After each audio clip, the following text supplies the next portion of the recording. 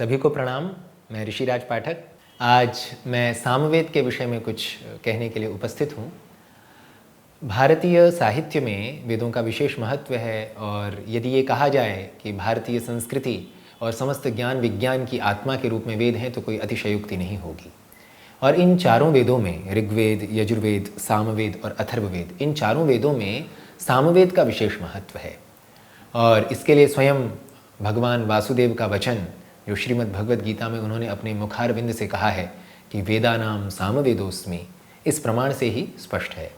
तो वेदों में मैं सामवेद हूँ, इसका क्या तात्पर्य है, इस पर मैं कुछ प्रकाश डालना चाहूँगा।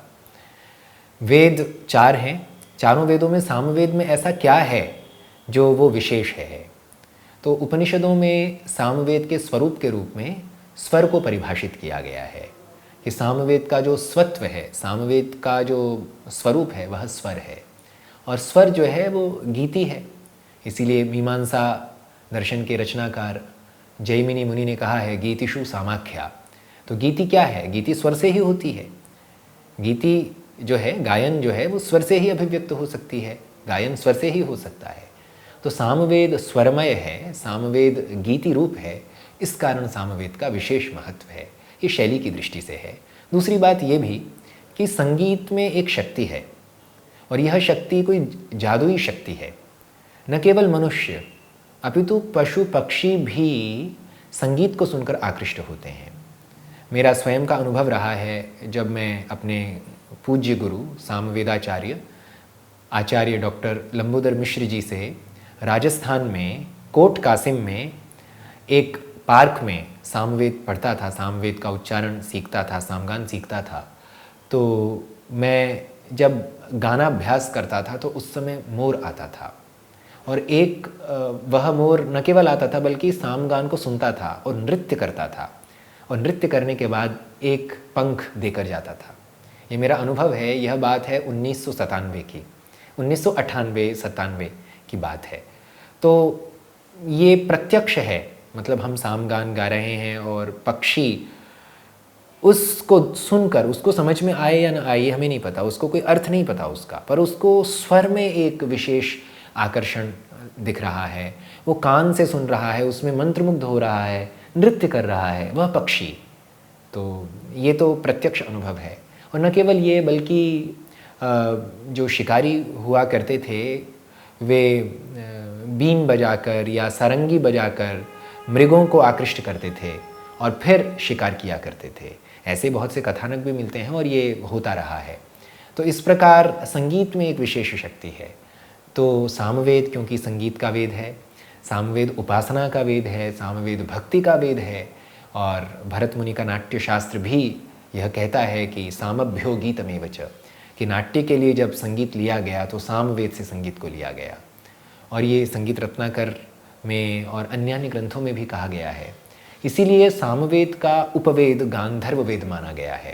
परंपरा में चारों वेदों के साथ उनके उपवेद भी हैं, जैसे ऋग्वेद का उपवेद अर्थवेद अथवा आयुर्वेद है, यजुर्वेद का उपवेद धनुर्वेद है, सामवेद का उपवेद गांधर्व वेद है, अथर्ववेद का उपवेद आयुर्वेद है, इतिहास पुराण आदि इसके संबंध में अन्य मत भी हैं अथर्ववेद के उपवेद के संबंध में।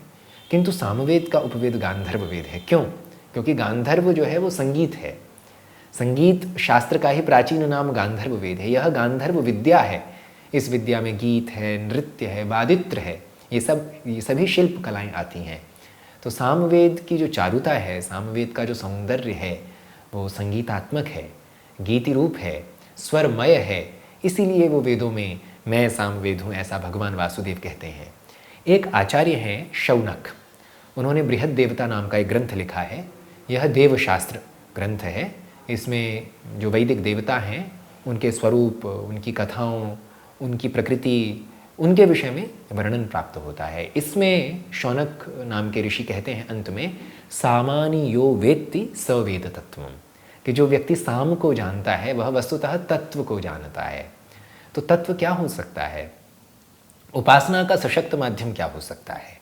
अगर हम सूक्ष्मता से विचार करें तो उपासना का सशक्त माध्यम, मन को लीन करने का सशक्त माध्यम संगीत हो सकता है। हम ध्यान करेंगे तो हमारा मन भटक सकता है क्योंकि हम उतने अभ्यासी नहीं हैं।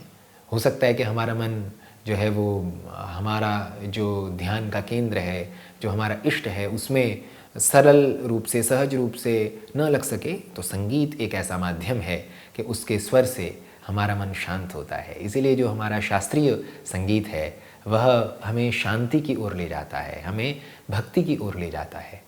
तो वेदानाम सामवेदोस्मि या सामवेद का महत्व या सामान्य यो वेत्ति स वेद तत्वम, इन सभी आभाणकों का, इन सभी उक्तियों का जो अर्थ है, जो अभिप्राय है, वह यह है कि वेद जो ज्ञान विज्ञान की राशि है, उस ज्ञान के साथ कला का जो शिरोमणि है, संगीत तत्व, उसका स्रोत सामवेद है। सभी जातियाँ, सभी राग, सभी मूर्छनाएँ, सभी ताने, सभी स्वर, ये सब सामवेद के ही स्रोत से उद्भूत हुए हैं। तो जैसा कि नारदीय शिक्षा में कहा है, सप्तस्वराः त्रयोग्रामाः मूर्छनास्तु एकविंशतिः ताना अथवा ताला एकोनपंचाशत् इत्येतत् स्वरमंडलम। तो जो स्वरमंडल की बात है उसमें जो 7 स्वर हैं, ये 7 स्वर तो संगीत के हैं, षड्ज ऋषभ गांधार मध्यम पंचम धैवत निषाद। इनके जो मूल स्वर सामवेद में हैं वे हैं कृष्ट, प्रथम, द्वितीय, तृतीय, चतुर्थ, मंद्र और अतिस्वार्य। और इनके भी जो मूल स्वर हैं वे हैं उदात्त, अनुदात्त, स्वरित, प्रचय आदि। तो इस प्रकार 3 स्वरों से 4, 5, 6 और 7 स्वरों की जो उत्पत्ति हुई है वो सामवेद में ही हुई है। सामगान ही परवर्ती संगीत का मूल है, स्रोत है। इसीलिए सभी गांधर्व वेद के विद्वानों, सभी नाट्य के विद्वानों, भरत मुनि से लेकर और वर्तमान जो संगीत के विद्वान हैं, वे सब एक स्वर से सामवेद को संगीत का स्रोत स्वीकार करते हैं। इसमें कोई भी संशय नहीं है, कोई भी विप्रतिपत्ति नहीं है। और यही कारण है सामवेद के महत्व का, सामवेद की प्रशंसा का और सामवेद की मौलिकता का। साम गानों का जो यज्ञ में प्रयोग है वह भी इसका एक प्रमुख कारण रहा है, सामवेद के महत्व का।